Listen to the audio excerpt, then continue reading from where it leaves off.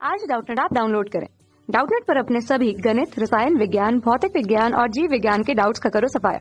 बस प्रश्न की फोटो खींचो, एक ही प्रश्न को क्रॉप करो और तुरंत वीडियो सोल्यूशन पाओ। अभी डाउनलोड करें। इस प्रश्न में हमसे कहा गया त्रिज्या ए तथा द्रव्यमान m का एक समरूप ठोस गोला एक पतले समरूपी गोली कोष के द्वारा घिरा है।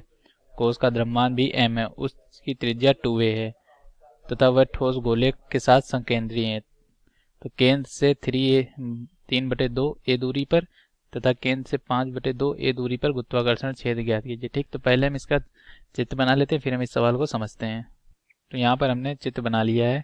इसमें हमसे कहा गया एक त्रिज्या a तथा द्रव्यमान m का एक समरूप ठोस गोला। तो ये जो हमारा पहला जिसको हमने लाल रंग से दिखाया ये ठोस गोला है। ठीक, तो ठोस गोला है तो क्या है, जो त्रिज्या है उसको हम r1 कह देते हैं, ये हमारी a है। ठीक, और इसका द्रव्यमान इसको हम m1 कह देते हैं, ये हमारा m है। और दूसरा क्या है, दूसरा जो है वो हमारा गोलीय कोष है, ये हमारा गोलीय कोष है।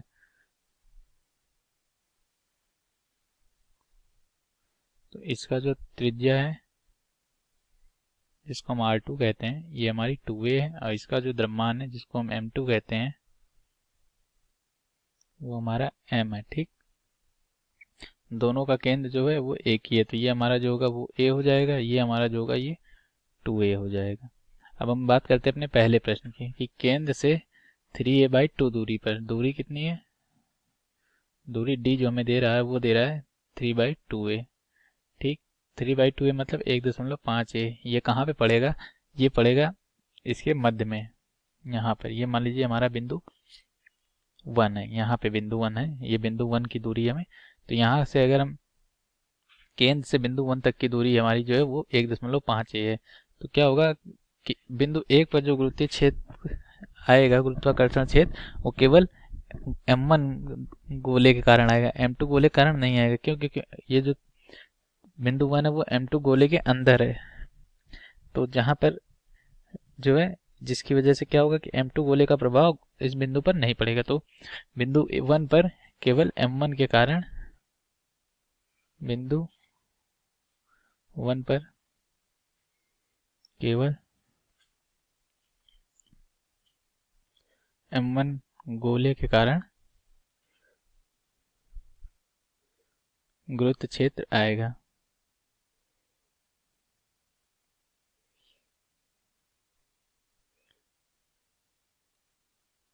ठीक, तो अब हम देखते हैं कि इस बिंदु 1 पर जो इसका जो सूत्र होता है, सूत्र क्या होता है, इसका सूत्र होता है E बराबर जी एम m1 बटे r स्क्वायर। तो यहाँ पर हमारा जो g है वो तो हमारा गुरुत्वाकर्षण नियतांक वही रहेगा, m1 की जगह हम m रख देंगे। और r क्या रखेंगे, r रखेंगे केंद्र से बिंदु 1 तक की दूरी, जो कि हमें दे रखा है d। r बराबर है d के, वो है हमारा 3/2a। तो यहाँ पे हम रखेंगे 3/2 a का होल स्क्वायर। तो यहाँ से जो हमारा e का मान आएगा वो होगा हमारा e बराबर 4gm बटे 9a स्क्वायर। तो हमारा बिंदु 1 पर जो गुरुत्वीय क्षेत्र आएगा वो ये होगा, और इसकी दिशा क्या होगी, इसकी दिशा जो होगी वो केंद्र की तरफ होगी। क्यों? क्योंकि गुरुत्वीय क्षेत्र की दिशा हमेशा केंद्र की तरफ होती है। तरफ ये हमारा पहला प्रश्न हो गया। ठीक, अब हम बात करते हैं अपने दूसरे प्रश्न की। दूसरे प्रश्न में हमसे क्या क्या गया कि एक और बिंदु है, वो बिंदु कहाँ पर स्थित है, वो बिंदु स्थित है 5/2 2a। तो 5/2 2a दूरी जो होगी वो कहाँ होगी, वो यहाँ होगी, यहाँ पर होगा बिंदु 2, जिसको कि हम D2 से दिखा रहे हैं। D2 हमें दे रखा है, जो वो दे रखा है 5/2 a। तो बिंदु 2 पर जो गुरुत्वीय क्षेत्र होगा वो बिंदु 1 मतलब अंदर वाले गोले के कारण भी होगा, बाहर वाले गोले के कारण भी होगा बिंदु 2 पर गुरुत्वीय क्षेत्र। तो यहाँ पर लिख दीजिए बिंदु 2 पर गुरुत्वीय क्षेत्र। हम दूसरा प्रश्न हल करेंगे। बिंदु 2 पर गुरुत्वीय क्षेत्र, बिंदु 2 पर गुरुत्वीय क्षेत्र किसके कारण, m1 के कारण। m1 मतलब ठोस गोले के कारण। तो इसको हम दिखाएंगे E1 से। ठीक, तो E1 से दिखा रहे हैं हम इसको। तो इसका जो होगा मान वो होगा E1 बराबर जी m1 बटे d2 का स्क्वायर। तो यहाँ से हम रखेंगे E1 बराबर जी m1 की जगह m, d2 जो है हमारा 5/2 का होल स्क्वायर। तो ये हो जाएगा 4/25 a स्क्वायर। ये हमारा E1 हो गया। ठीक, अब हम बिंदु 2 पर ही m2 के कारण गुरुत्वीय छेद की तीव्रता निकालेंगे। हम ये मान लेते हैं कि हमारे जो दो गोले हैं इस चित्र में, ये m1 और m2 द्रव्यमान के दो पिंड हैं जो कि बिंदु इसके केंद्र पर रखे हैं ऊपर। तो उसके कारण यहाँ बिंदु 2 पर जो दूरी होगी, क्योंकि जो गोले हैं वो समरूप हैं और समरूप चीजों का जो गुरुत्व केंद्र होता है वो उसके केंद्र बिंदु पर होता है। तो इसका जो भी भार है उस पूरे को हम बिंदु O पर रख सकते हैं। तो हम बिंदु O पर एक m द्रव्यमान के पिंड मानकर इनसे 5/2 a दूरी पर हम गुरुत्वीय छेद की तीव्रता निकाल रहे हैं। तो बिंदु 2 पर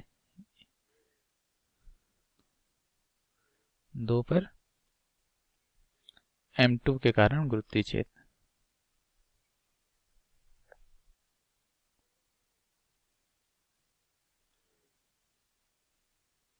जिसको कि हम E2 से दिखाते हैं। ठीक, तो E2 का जो मान होगा वो होगा gm बटे इसकी भी दूरी जो होगी 5/2 a का होल स्क्वायर होगी। ये हो जाएगा 4gm बटे 25 a स्क्वायर। तो E1 और E2 मान लीजिए ये हमारा बिंदु O था और इससे 5/2 दूरी पे जो था हमारा बिंदु 2 था। तो E1 की दिशा भी जो है केंद्र की तरफ होगी और E2 की दिशा भी जो है वो केंद्र की तरफ होगी। क्यों? क्योंकि दोनों गुरुत्वीय क्षेत्र हैं। दिशा लिख लीजिए केंद्र की तरफ, और इसकी दिशा जो है वो भी केंद्र की तरफ हो। ठीक, तो अब हम क्या करेंगे, हम परिणामी निकालेंगे। परिणामी क्षेत्र E बराबर, तो ये हो जाएगा हमारा E1 प्लस E2। तो हम दोनों को जोड़ देंगे 4gm